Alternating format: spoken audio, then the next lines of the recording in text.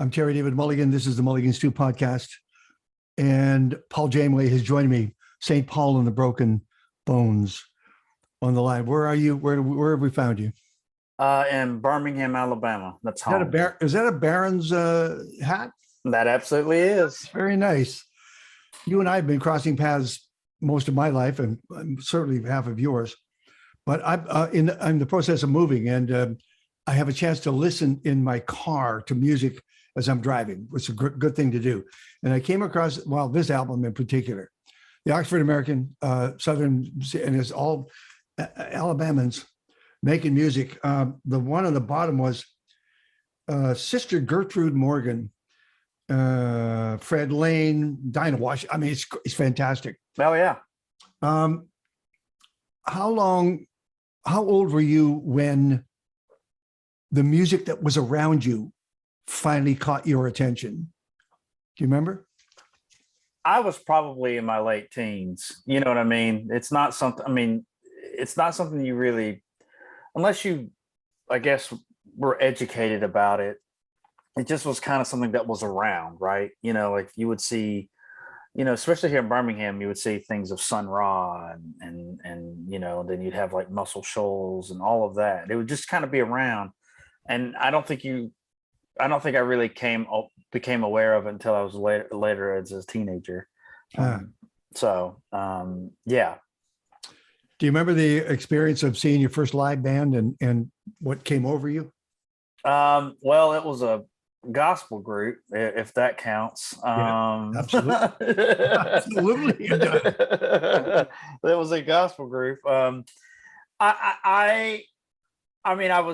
was fascinated by it. I think you go through that experience and you see these people performing, and they were doing harmonies and things like that. And I thought, man, that sounds amazing.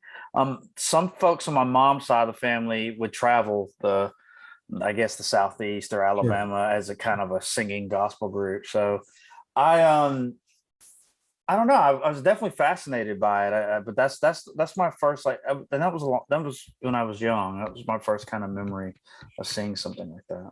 My family thought, because my father was a game warden, that I was going to become a conservation officer, like looking after animals. And then I became a Mountie, a policeman, National Police Force. And it wasn't until I had an epiphany and the British invasion came along, and I went, "Oh, what is this? What's going on? What is CC Rider, the Animal House of Rides? What is going on?" You would have easily heard XERB Del Rio, Texas. Did you hear Wolfman Jack? Did you hear an announcer that was bringing music to you, changing your life, even if you didn't know it? It's weird. I grew up very religious, so the only station I was listening to was the local gospel Christian station. So I would say in a lot of ways I'm a late bloomer. When I got older, I was able to listen to music that wasn't church music. So now that was actually, bizarrely enough, the gateway drug to that was Tom Waits. I know it's interesting. Yeah. So I don't know why that's the case. I don't know. I guess I had read something, or he reminded me when I heard him play, especially his early stuff. I actually really like his later stuff more, but he reminded me there was a woman in our church that would play the piano, and she just play it. They had similar styles of playing, honestly. And so anytime I hear some of that older Tom Waits songs, it puts me in like the sanctuary of the church I grew up in a bizarre way. He did an appearance on a morning show that I was doing. We were so lucky to even have the guy come in at 8 o'clock in the morning. I don't know how that happened, but he played the chord of the song that he was about to do, the little arpeggio, took both of his hands, ran them through his hair just to get the hair out of his eyes. The note hung in the air, and he started in, and I thought, yes. That was my religious experience. That's pretty amazing. That is pretty amazing. How did How did you not get pulled into being a preacher or that whole life? Well, I think what happens, when you're from rural Alabama, when you start, Yep. your worldview kind of expands a little bit. Or, I start, you know what I mean? And I think that's really what started happening was I started kind of my ideological, kind of, or my moral compass was kind of going, well, this doesn't feel right. If we're talking about loving everyone and those kinds of things, like I didn't feel like there were certain views that aligned with that. And so it was really an internal struggle. And I just started to kind of fall away from it because I just kind of thought the aspects of love, and that seemed like the most important aspect of all of it was to love others. And I didn't feel like that was something that happens a lot. And so my worldview just kind of expanded, and I, moved out of Chelsea, Alabama, and moved to Birmingham, which is the big city in Alabama. And I just think my worldview expanded, and I thought I'm not going to do something if I don't mean it. You could have been a great accountant. That. You could have been in the Hall of Fame. I was going to be a mediocre accountant. I can tell you that right now. It was one of those things. I was going to be a mediocre accountant. There's no doubt about that in my mind. Let me stop you there, because I know that you've gone over those subjects time and time again. I just find it fascinating because I thought I was going to be a policeman. I ended up being an announcer and an interviewer. The defining moment when you realized your destiny. Was it a quiet moment? Was it a loud moment? Do you remember?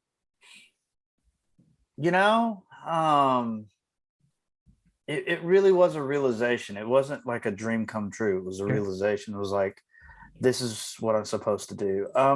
It was a number of things kind of piled on each other. But I remember actually there was a club here in Birmingham called Bottle Tree Cafe. Okay. And it was a 200 cap room. Sure. And I remember we sold that out one night, early on. Wow. And I knew then, I was like, okay, this is a realization. Like this is going to be something. Now it might be something for, a year or two. And I kept thinking that, like, this is going to go away. But I was like, this is what I'm supposed to be doing. Like I've never felt that. I'd always struggled with other jobs. I'd worked all sorts of odd jobs, a bank teller, worked on a paving crew, worked at a kid's shoe store. And for some reason, and like maybe this was arrogance, what I just like, I just thought, man, I don't fit here. I could never, it just never felt right. So you were searching. Exactly, searching. And then when that happened, when the music thing started kind of like going a little, I was like, oh, this is it. This is what I'm supposed to be doing. So Paul, when you were uplifted by spiritual existence within the church, and when you were uplifted on a stage, singing, playing, having an audience hang on what you were doing, did they get parallel? Did you find that same juice flowing in both lines of current? Yes. I mean, I think there's definitely a spiritual aspect to what we do. I mean, yes. I don't think there's any, I think that's where you find, I mean, I think we all, whether, whatever faith or, whatever we believe, sure, that moment of, I mean, to me, it's a more open space when you're playing a concert and you're the conduit of something, a magical moment. And it doesn't happen every night, you know what I mean? But you have that moment, that electricity where you all can feel it. And you're like, it's not something, that's why like, we're all like these virtual concerts that everyone was doing in 2020. Like it was a good thing, but it's not, didn't work there. Didn't work. No, I mean, it's just not there, you know, like it's a good thing. I mean, it's what we had to do. Right. Well, but you can't stage dive. No, I can't. It's hard. I mean, I could mess up my living room or something. Maybe that would. And there's nobody there to catch you. Do you remember your experience at the Edmonton Folk Music Festival? Can you remember that gig? Outdoors, yeah. A slope. It was a ski slope in the winter, of course. And you went out and worked the slope. I we were in the show, and I told the monitor guys, like, we're gonna see how far this mic can go. Okay. Okay. And he's like, okay. He's like, that's a pretty big hill. I'm like, I'm feeling it today. And so what's funny is I think I get about halfway up, and then the mic starts cutting out. Okay. And I was like, okay, all right, I got to go back. That festival, that's a lot of fun. You know, I don't know if y'all know this. Our bass player is from Fernie, British Columbia. Wow. So he is a BC guy. That didn't show up in the bio. I know. Well, you know, he's very low key, which is great. What's his name? Jesse Phillips. Sure, of course. But his mom is Irish and his dad is Kootenai. So the tribe, down there. So he around? He was around at the beginning, was he not? Me and him I mean, he's the reason this band exists. Exactly. So it's astonishing. It's a Canadian. So it's really fun. He's my best friend. He was super excited. You know, obviously anytime we get to play that part of the country, which is not, you know, it's a long way for us. Sure. He's always excited, and family come and all that stuff. Well, that's great news. That's a wonderful piece of news. It's important for me to know this, and I hope the audience will understand. The question is, how we all have our voice, speaking, being, whatever, but for singers, it's everything. How long did it take you to find what your voice was that you were going to run with? And said, this is me. This is exactly where I live.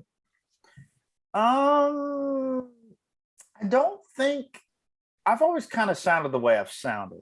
I think it was more of a stylistic thing. It was more, what style of music does my voice fit better? Yeah. Because when me and Jesse first started, we had our friendship, and we were in a band, and it was more of like a rock and roll thing. And my voice, I was always like, my voice can do that. I can do that. But I was like, man, I'm more of a bluesy kind of R&B soul kind of thing. And so it took us a while to go, okay, that style, you know, you had Muscle Shoals, but at the same time, you also had like Amy Winehouse and some of the Dat King stuff going on. And so I think once we started writing songs like that, I really did like focus in. And then what's funny is like, then I could expand to do other styles of music, but I had to get, you know, I could do it pretty well, but it took just figuring out what style was the right style. I'm just watching you go through with St. Paul and the Broken Bones, the EP Greetings, half the city. Oh man, well done. And then you started to expand, and so now we have Alien Coast. Like, this is your fourth album. There's side projects, but there's the fourth album, and it's important because you've stepped off expectations, and you've headed in a slightly different direction. Will they or will they not come with you on this journey? But you as a band, you as an artist and writer, had to take this step, right? Right. I think. And what is that step? I think that step is, I think when we first started, it was a very specific influence. Sure. And which is great. You when you first start, I feel like maybe you kind of rely on your past a little bit. This record is the one where all the influences show up. Everything that we are into or that we like, they show up in this record. Picasso? Yeah, Picasso. Yeah, Picasso. Everything kind of under the sun. I think it's important. For me, artists that I admire, typically change, and they don't do the same record over and over again. That's not something we're into. I'm not saying that we'll never make like a soul kind of record again. It's not what any of us are feeling at this point. And it's been an evolution through each record, you know, and you got there. And so this one to me is kind of the full bloom. But I think it's important for artists to do that. I am the person, I would much rather take a risk and fail than just do something that's, kind of down the middle. That's just, maybe that's the wrong philosophy, maybe financially that's the wrong decision, but I think I don't think you stay happy. Honestly, I know bands that don't change, and I don't know one of them that's happy. Well, I mean, I'll name names. I mean, look at the Beach Boys. They do that set and will do that set till they're done. No experimentation, no fooling around, and well done. I mean, they'll give you a show. If you came for a show, we'll give you a show. But you're doing a different thing entirely. You are speaking to people. You're asking for them to get involved and share some passion with you. Yeah. I mean, I think when you do that, you have to change. Like, I have to do it makes me feel that passion, because if I don't, it's not going to be very, authentic or very real. I think I saw you describe this as a fever dream. Can you explain that, this album and the song? The record kind of works. Part of it comes from a night that I had an emergency appendectomy that almost killed my voice because of the tube, they put down my throat. It was a very kind of scary thing. The appendectomy was fine, yep. but the tube almost ended my career. But it was kind of from that, because I had to spend the night and I was on morphine and all that kind of stuff. Sure. And the idea is like this kind of fever dream, scary kind of nightmarish scenarios. And you have things like the Minotaur show up, and you have things like, Hunter and His Hounds, which has the story of Actaeon, and there's all sorts of kind of odd characters that show up, and it's this nightmare. Bermejo and the Devil, which is a painting, Bermejo's St. Michael triumphs over the devil, like it has that in there. It's all these kind of cast of characters that go through this kind of scary dream, or whatever it is, psychedelic dream. Bermejo? Yeah, Bermejo, yep. He was a painter, a Spanish painter. But you see his exhibition in London. Yeah, I did. Yeah. I did. I sure did. It was. I remember coming around a corner and seeing that specific painting and just being kind of awestruck. Wow. And so those are little flashbulb memories that you have. And that devil, for some reason, that night showed up, and I like in the atmosphere, and I was like, things terrifying. Paul, I was going to ask you about influences, but in my mind, I'm thinking singers, musicians, things like that. However, how about this book? Oh, man. How about Just Mercy? Yeah. It's been beside my bed for a year. Yeah.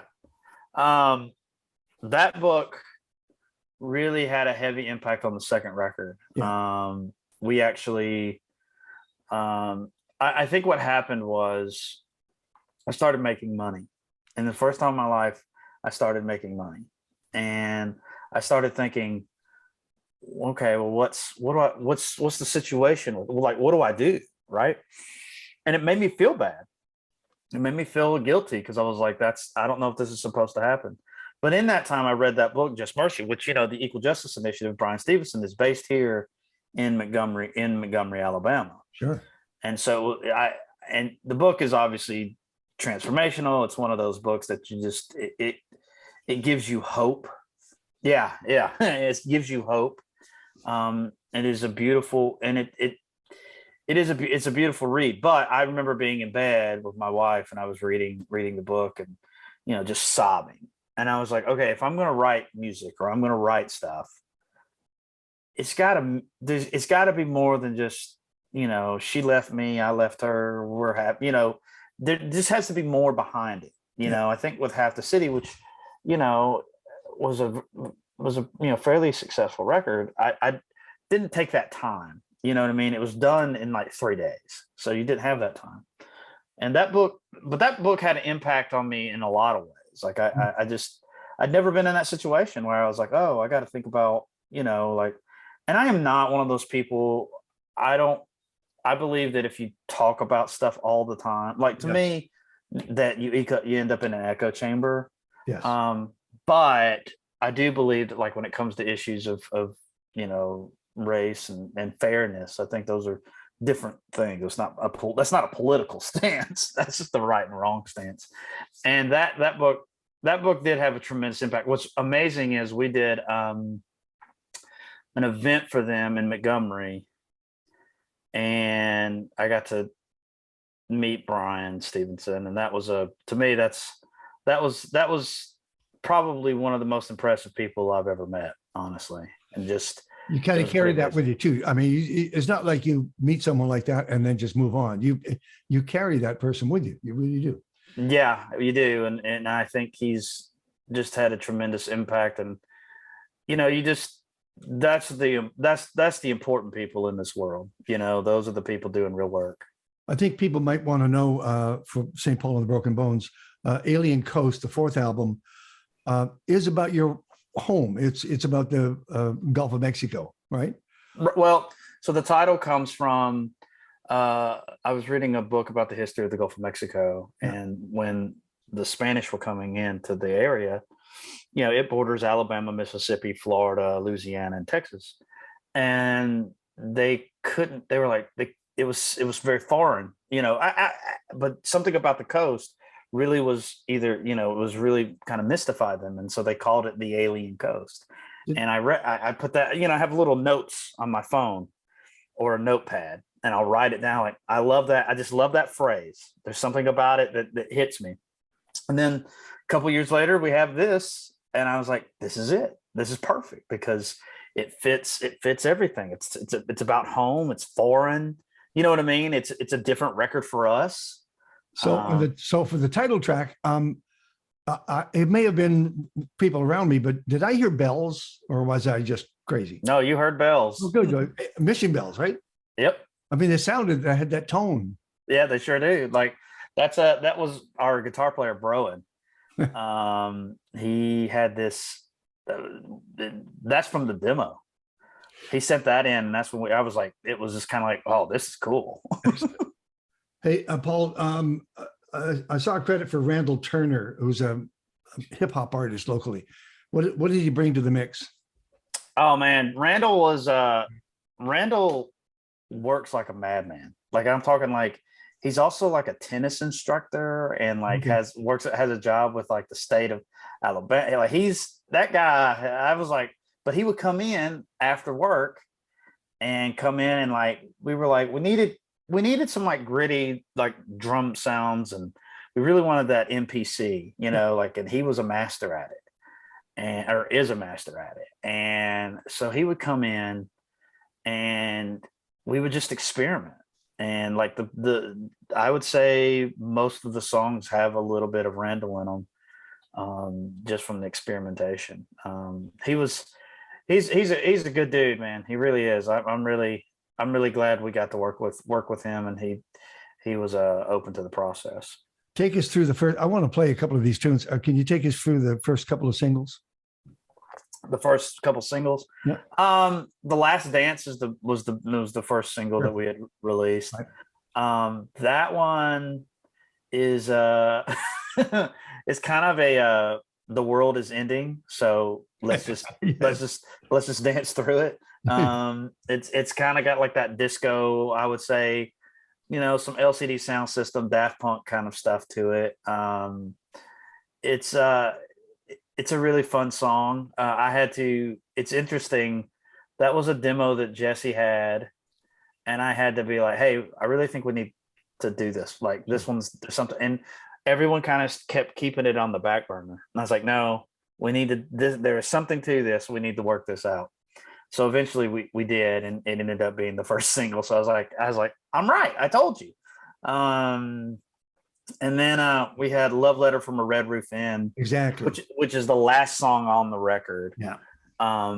And there was a great debate of like, well, we should put that song earlier because it's and I was like, no, it makes sense for the record because that's when I've woken up, and it's time. You know what I mean? And it's like, but it's kind of a love song, but it has some of my favorite lyrics in it.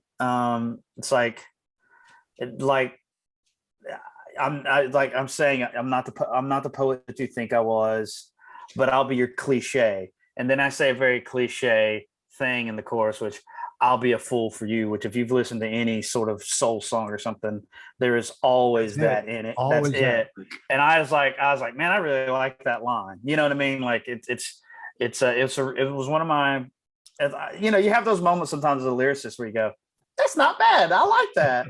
And that was one of them. Well, you can't fool yourself. You know that. Yeah. You can't. You know when crap's crap and when you hit the nail, right? That is very true. That's it. And you have to be true to that. You can't be skating on thin ice. You have to actually, and because there's a democracy in every band, or there should be, you have to move forward as a group. And you all have to believe in what you're doing. And it feels like you've achieved that. You've been exposed to the Stones live. You've done all the live television. You've opened for right, and now you're your fourth album, and you're stepping into it. This whole idea of making money and being famous. You better get used to it. Yeah, it's I definitely. We were talking about this. The band's been together now for a decade. Sure. Like this is a career now. Like you don't think about that. You know what I mean? Like you just don't think in those terms because it's a blur. It's a blur. Oh, it's. I mean, even in 2020, it was still like Now, granted, me and my wife had our first child in September of 2020. So congratulations. Thank you. So that part really monopolized the time then, but even then it was still, it's definitely a blur. It's pretty wild. So yeah, we are, it's a career now, which is really interesting and weird. Weird in a good way?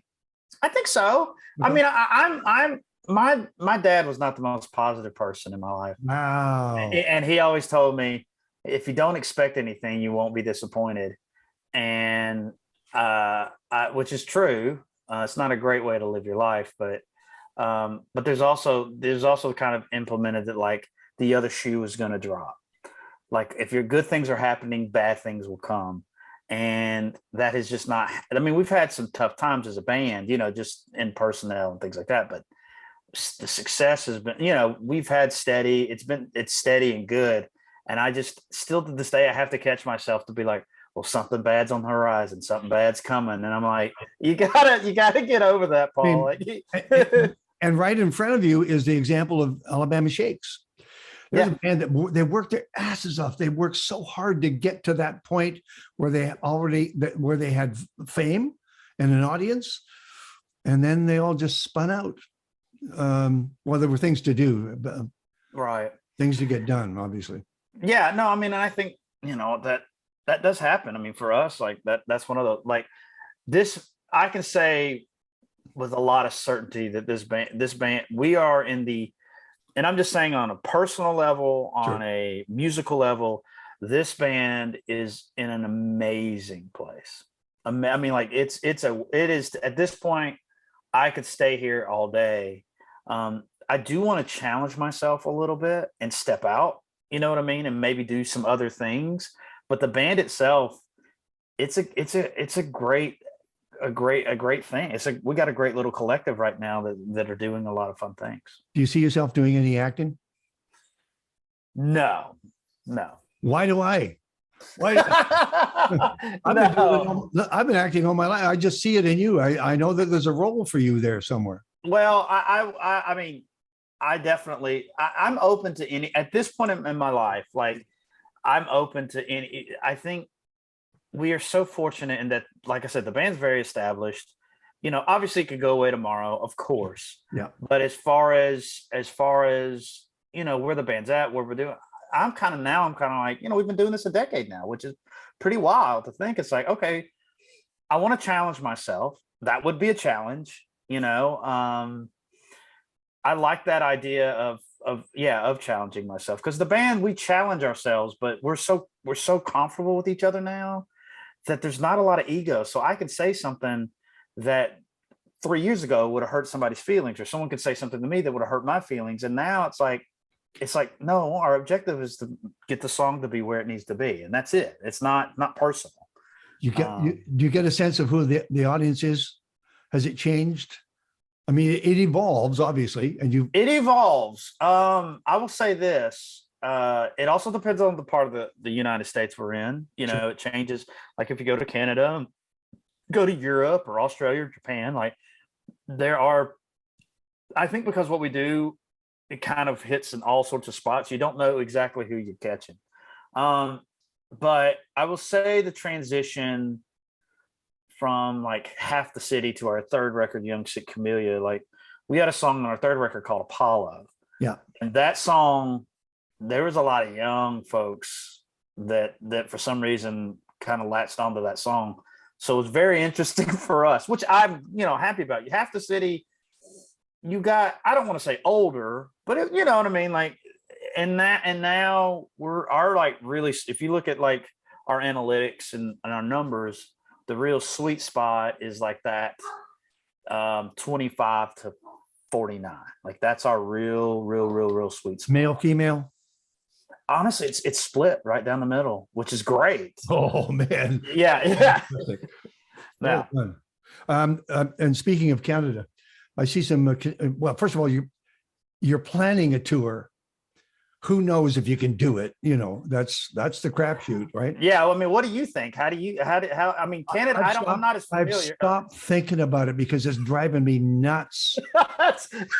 Yeah, we're cautiously optimistic. We know the States is going to happen. Like I am telling you, like it is going to happen. Toronto, I think we have Toronto and Ottawa. Yeah, that's right. And then, but interestingly, you're in Seattle May 3rd. You're in Portland May the 5th. Vancouver's just across the border, and the 4th is open, and it could be. I hear. Trust me, we are getting to Vancouver. I promise you that. Vancouver is one of our favorite cities. Like I love Vancouver.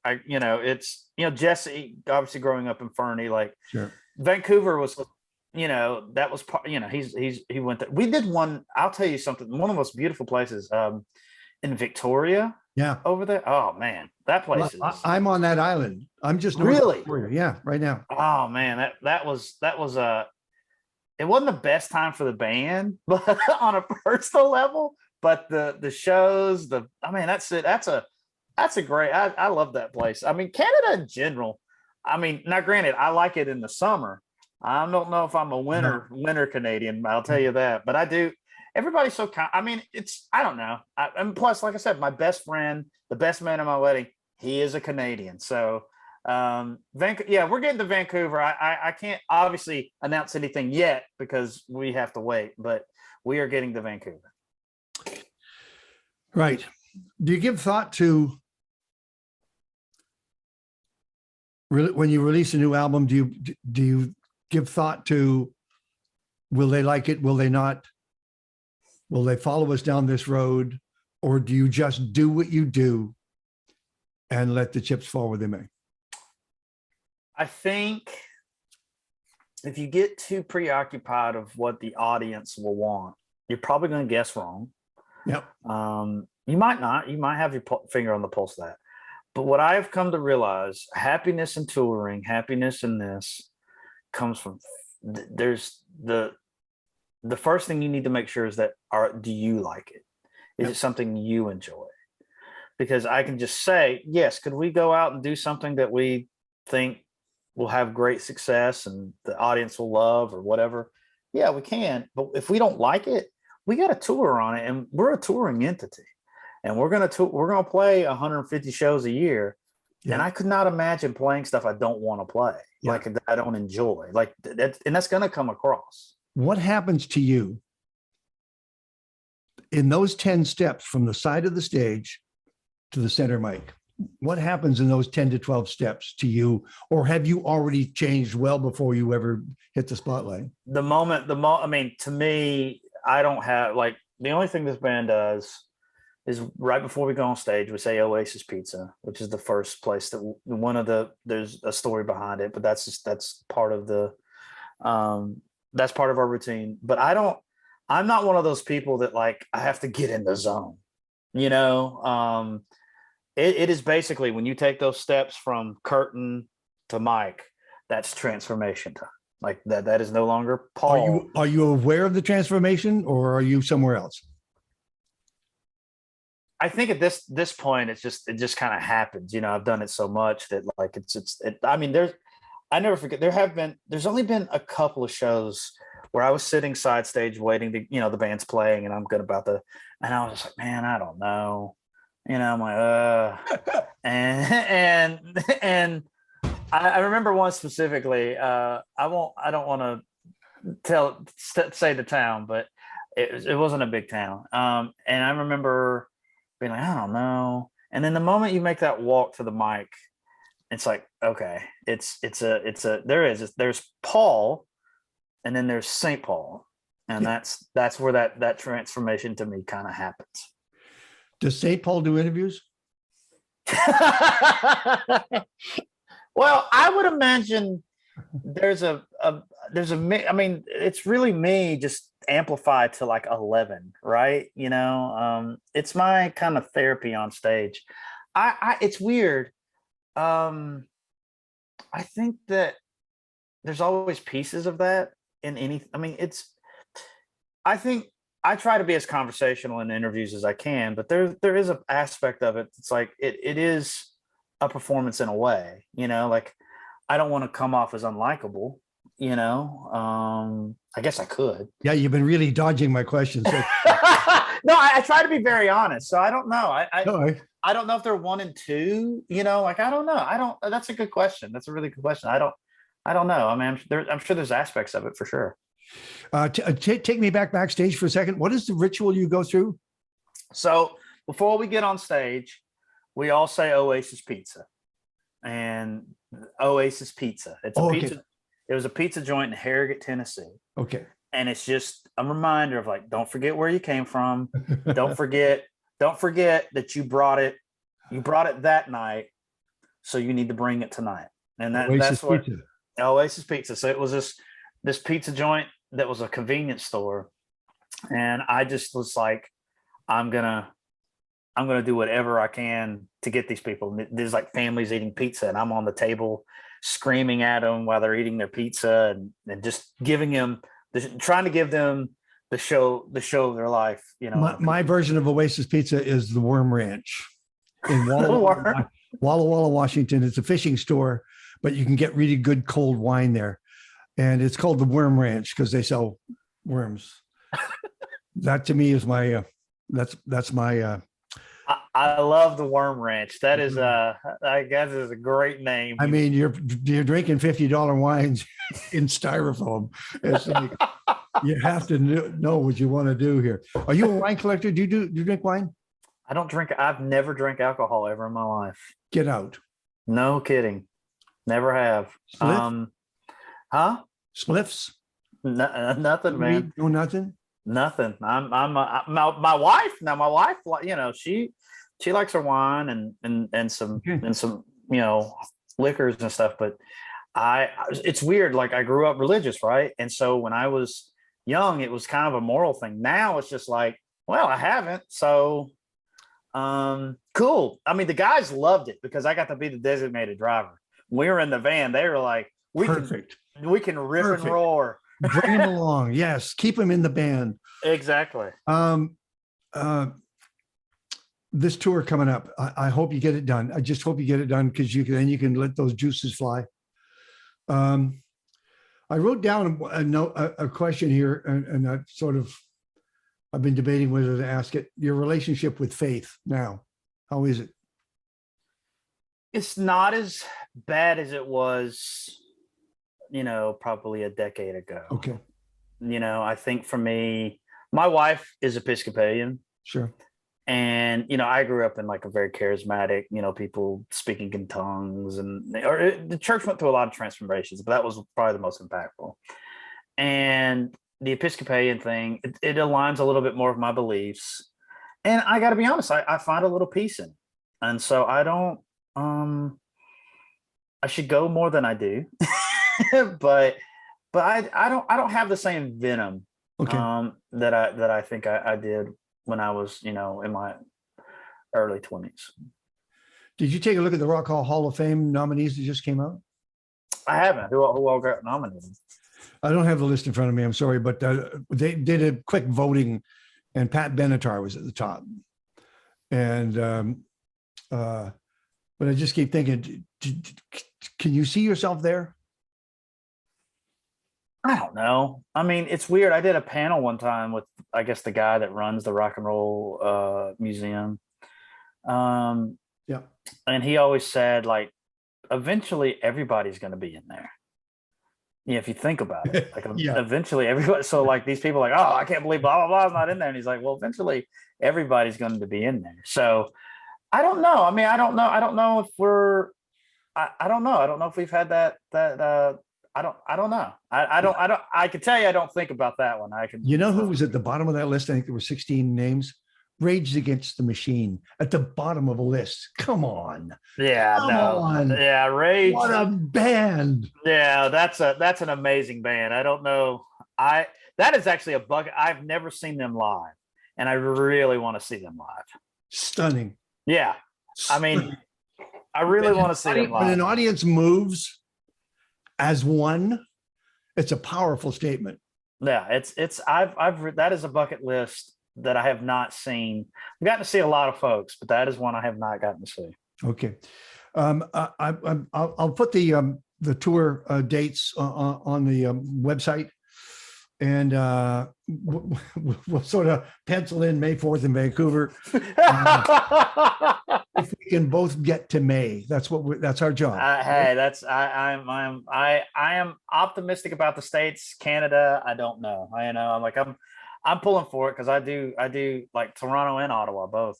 I'm excited about. I wish you many Oasis pizzas. Thank you. And take care of yourself. Be a good Absolutely. dad. Be a good performer. Don't ask too much of yourself that you can't comply. And whatever happens down the road, I hope you remember some of the Blur, because it's going to be wild. Yeah. Well, thank you very much. And congratulations on Alien Coast. Well, thank you. Thank you Well very done, much. man. Well done. Thank you. Thank you. Thank you, man. Thank you very Awesome. much. I'm going to have fun. I'm going to have fun with this. You know what? I have 3 other pages of notes. I never got to them. It's okay. Well, I'm sorry. It's okay. It's okay. No, I just it's on another pad. I will get this turned around very quickly and get her done and play some tracks in here. It's going to be literally an hour. What is your Twitter handle at? Oh, it's like ST_P or something. It's a weird one. _P bones. I just want to loop you in. I know, man. We tried desperately to try to get like a good one, and it wasn't happening. Anytime you put an underscore in a Twitter handle, bad news. I meant to ask you along the way, how many times have you played St. Paul, Minnesota? Oh man, quite a few. I would say we actually had the mayor of St. Paul come, and we parked the van illegally, and he was there, and our tour manager was talking about. He's like, "Hey, it's good to be king." Yeah, it's good to be king. I'll take care of it. I was like, yeah, they officially called it St. Paul the Broken Bones Day in St. Paul. It was really funny. Paul. Thank you for your time, buddy. Thank you. Thank you. Okay, man. All right, see ya. Bye.